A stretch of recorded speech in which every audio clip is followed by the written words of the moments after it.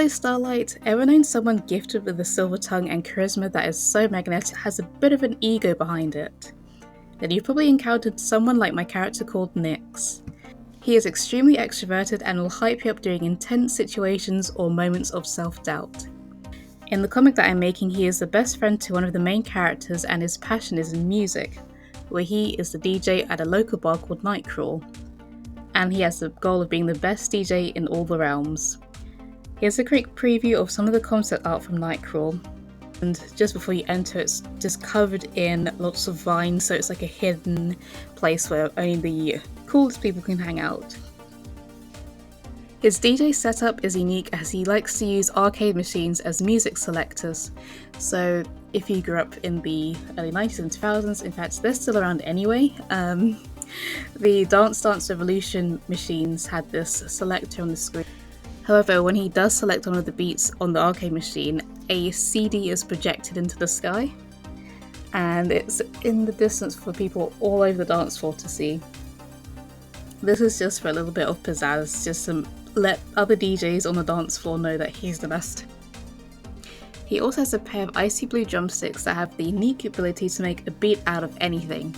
So if he starts to make some beats on a tree or like a trash can or something while he's on his walks with his friends, that will translate into a beat once he gets back that he can actually remix on the arcade machines. Or he can be like one of those bards that you see in Dungeons and Dragons where you actually have music on the go. So what is his fashion and style? He has icy blue hair which he loves to sweep to one side because he believes that it will attract anyone he wants. Kind of like how, if you've watched Howl's Moving Castle, Howl had that big massive meltdown once his hair kept changing different colours because of Sophie mixing up the potions. He prefers to wear darker colours so that his signature blue cape with the one feather is in full focus, so he's not too fussed about wearing anything too fancy as long as his cape is on show because that's his thing. He loves to show off a little bit when he's walking around. Though he seems to have it all going for him, his backstory says otherwise because it has made him the way he is today. He grew up poor and lived amongst a group of people who didn't support his goals as they were seen as too ambitious and that he should stick to the old ways of making music to succeed. So I guess more classical music. He discovered his pair of drumsticks on sale at a local shop where the shopkeeper informed him of how to use them, and ever since then he has collected various sounds from all over the forest.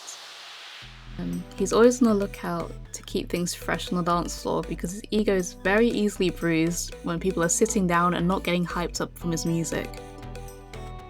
Which leads me on to his flaw. Throughout the story he's quite narrow-minded, so it's going to take a lot from his friends to actually open his mind to new possibilities and not being stubborn in his ways.